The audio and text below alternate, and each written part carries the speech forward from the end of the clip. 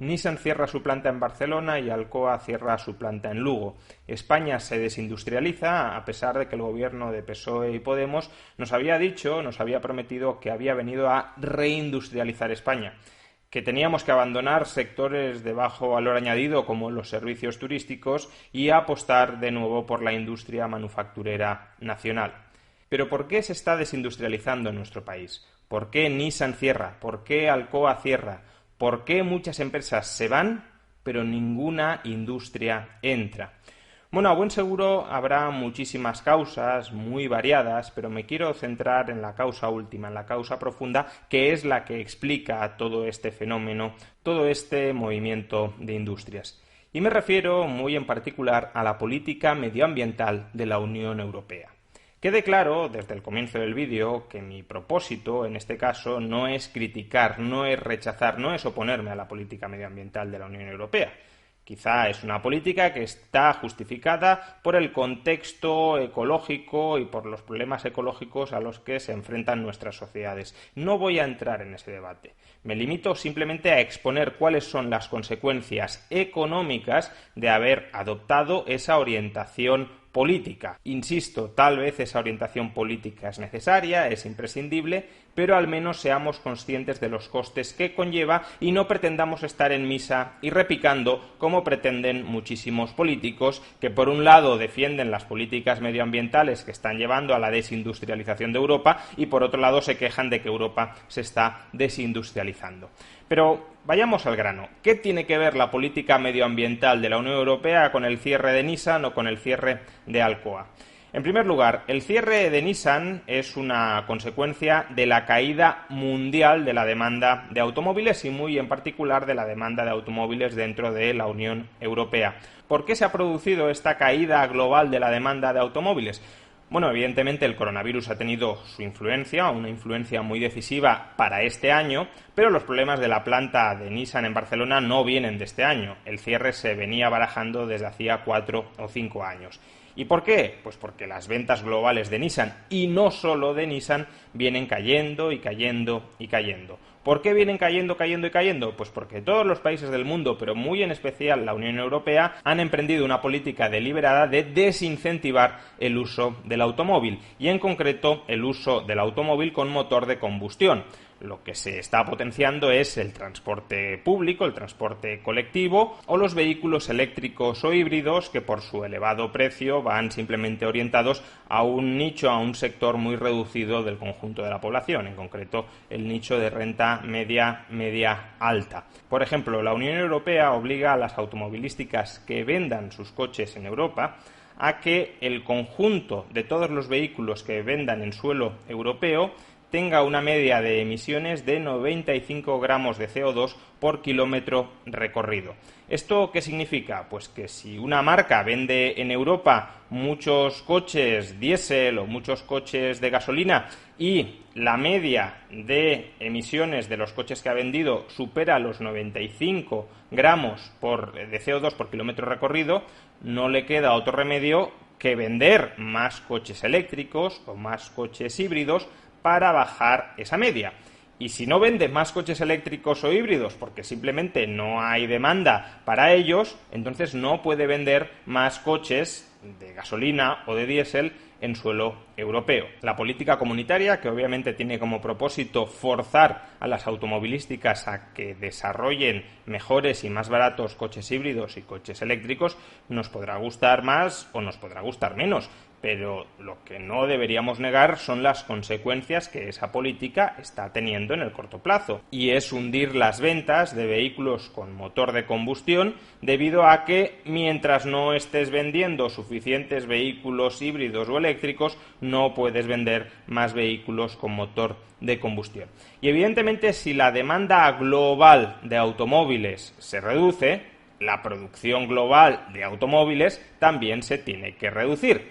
Y esto es justamente lo que ha alegado Nissan para cerrar la planta de Barcelona. La planta de Barcelona era una planta que estaba operando muy por debajo de su capacidad. Únicamente se estaba ocupando al 30% de su capacidad. ¿Por qué? Pues porque no tenía prácticamente nada que producir que se pudiese vender en nuestro país o en otros países. Y evidentemente, si una planta no puede producir nada que tenga demanda, la planta se termina cerrando. De hecho, el cierre de la planta de Nissan forma parte de una reestructuración estratégica del grupo Nissan-Renault, por el cual Nissan se va a enfocar en los mercados asiáticos, con el deseo de desarrollar coches de alta gama que puedan comercializarse en China o en Japón, mientras que Renault se quiere focalizar con coches más reducidos y más baratos en el mercado europeo. En todo caso, tanto Nissan como Renault saben que van a vender muchísimo menos y que tienen, por tanto, que redimensionar y reestructurar sus plantas para ajustarse a la nueva realidad del mercado. Y la nueva realidad del mercado, incluso dejando de lado, insisto, el coronavirus, que desde luego ha supuesto un mazazo brutal, la nueva realidad del mercado es un mercado donde aquellos vehículos que se pueden comercializar de manera más amplia, más generalizada, porque son muy baratos, los vehículos con motor de combustión están siendo desincentivados institucionalmente, insisto, quizá por buenos motivos, pero están siendo desincentivados institucionalmente y por tanto si se venden menos, también se producen menos, y si se producen menos, sobran plantas. ¿Y qué decir de Alcoa? Pues 3/4 de lo mismo. Alcoa es una industria productora de aluminio. El aluminio se produce con un uso muy intensivo de la electricidad, es decir, Alcoa es una industria electrointensiva y las industrias electrointensivas consumen mucha electricidad. Y la electricidad en España y en prácticamente todas las partes, todas las economías europeas, hay excepciones, como por ejemplo Francia, está muy cara. ¿Y por qué la electricidad está muy cara? Bueno, dejando de lado, en algunos casos, como Dinamarca, el brutal impuesto que pesa sobre la electricidad en muchos países europeos está muy cara, de nuevo, por la política medioambiental. Por un lado, se han promocionado energías renovables que hasta el momento eran energías muy caras. A partir de ahora, las nuevas tecnologías renovables están cada vez más cerca del umbral de rentabilidad. Pero en el pasado, toda la infraestructura eléctrica renovable que se instaló en el pasado era tremendamente ineficiente y por tanto generaba una electricidad muy cara. Ese es el caso de España o es el caso también de Alemania. Y por otro lado, en Europa, para desincentivar las emisiones de CO2, se establecen las llamadas subastas de derechos de emisión de CO2. ¿Qué es esto? Pues que una industria que quiera producir lo que sea, en este caso electricidad, si esa producción conlleva la emisión de CO2, para que esté autorizada a producir y por tanto a emitir CO2, tiene que comprar unos derechos de emisión. Tiene que comprar una especie de licencias que emite la Comisión Europea para autorizar la emisión de determinadas cantidades de CO2. La Comisión Europea en los últimos años ha reducido la cantidad de esas licencias, ha reducido la oferta de derechos de emisión de CO2, justamente, de nuevo, para desincentivar todavía más la emisión de CO2, y eso ha provocado que el precio de esos derechos de emisión aumente. Por tanto, una central eléctrica, por ejemplo, de ciclo combinado que utiliza gas, solo puede producir electricidad quemando gas si compra derechos de emisión.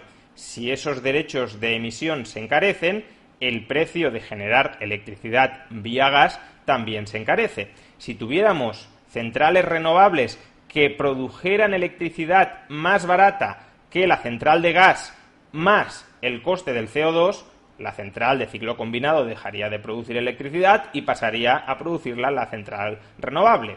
Problema, las centrales renovables no siempre están produciendo, porque no sopla el viento siempre, no hay sol siempre, y además muchas de ellas son muy poco competitivas. Por tanto, las centrales de gas de ciclo combinado siguen siendo necesarias para abastecer de suministro eléctrico a todos los ciudadanos y a todas las empresas, y esas centrales de ciclo combinado, como consecuencia del encarecimiento de los derechos de emisión de CO2 propiciado por la Comisión Europea, han visto cómo el coste de producir electricidad vía quema de gas también se ha encarecido. Y si se encarece el coste de producir electricidad con gas, evidentemente también se encarece el precio final de la electricidad para las familias y para las industrias. Las industrias que utilicen poca electricidad apenas lo notarán en su factura de la luz. Ahora bien, las industrias electrointensivas evidentemente lo notan y mucho.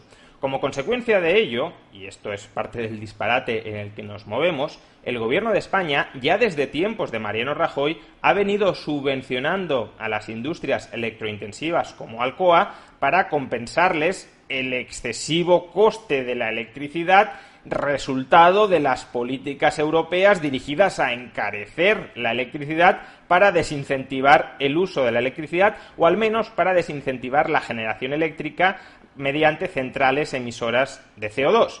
Es decir, por un lado desincentivamos y por otro subvencionamos para que no se noten las consecuencias de lo que estamos desincentivando.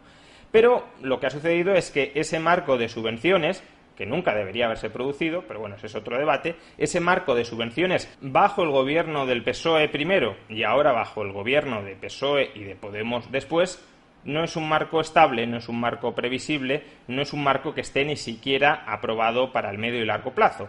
Por tanto, Alcoa ha dicho, me está saliendo muy caro producir en España porque el precio de la electricidad es muy elevado y además lo que me retenía hasta ahora dentro del país, que era un cierto marco de subvenciones más o menos previsible y estable, ya no existe y no sé cuándo va a existir porque se lleva prometiendo mucho que se va a aprobar, pero no se aprueba. Por tanto, mucha incertidumbre, poca rentabilidad, me largo de este país. Por tanto, lo que tienen en común el desmantelamiento de ambas industrias, como digo, es la política europea medioambiental dirigida justamente a desincentivar aquellas industrias que directa o indirectamente generen mucho CO2. Lo llamativo, lo sorprendente, es que cuando Europa y el Gobierno de España, de manera muy abanderada, está promoviendo este tipo de políticas, está promoviendo que no utilicemos el coche privado y mucho menos si es un vehículo de combustión, que usemos mucho más el transporte público, que avancemos hacia sociedades menos consumistas y que reduzcamos nuestra huella ecológica, es decir, nuestro impacto medioambiental en el planeta. Como digo, lo que no tiene ningún sentido es que un gobierno en Europa y en España que está abanderando todos estos principios luego se escandalice cuando la consecuencia económica de abanderar esos principios, que es que la industria automovilística y la industria del aluminio, industria automovilística que produce un producto que tú estás desincentivando, industria del aluminio que necesita un producto o un input, la electricidad, cuya generación estás desincentivando porque de momento con la tecnología disponible emite mucho CO2, lo que no tiene ningún sentido es que el gobierno que esté abanderando estos principios luego se rasgue las vestiduras de que suceda lo que está sucediendo. Si queremos que la gente consuma menos coches, pues evidentemente se van a producir menos coches. Si queremos que familias y empresas consuman muchísima menos electricidad, pues evidentemente las industrias que para su funcionamiento necesiten de un uso muy intensivo de la electricidad, pues no van a poder seguir produciendo dentro de nuestras fronteras y por tanto se van a ir las automovilísticas y se van a ir las industrias electrointensivas. Y quien dice el aluminio dice el acero, muchas de ellas, muchas plantas de acero ya se fueron yendo en años pasados. Por consiguiente, vemos un desmantelamiento industrial de Europa como consecuencia de la política medioambiental europea. Insisto, esto no es una crítica a la política medioambiental europea. Quizá haya que criticarla, pero no es este el vídeo para criticarla. Simplemente estoy exponiendo que la consecuencia de perseguir a las industrias no amigables con el medio ambiente es que las industrias no amigables con el medio ambiente desaparecen, se marchan, se extinguen. Que quizá sea bueno que desaparezcan, se extingan y se marchen.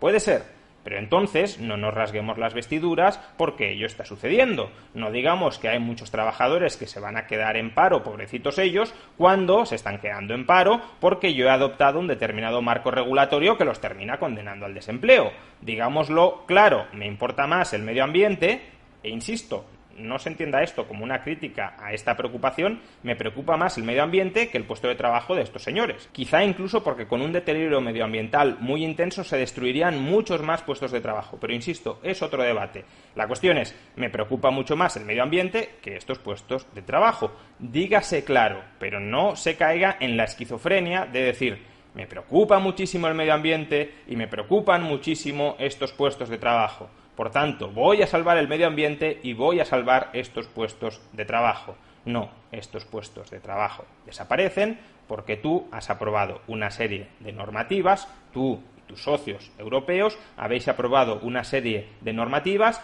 dirigidas a lograr ese desmantelamiento, esa desaparición industrial. Ahora mismo solo estamos pagando las consecuencias de una determinada dirección medioambiental de la Unión Europea. Y los políticos que han apoyado esa legislación medioambiental y ahora impostan lloriqueos y quejas por el cierre de estas plantas industriales son simplemente unos hipócritas o unos inconscientes.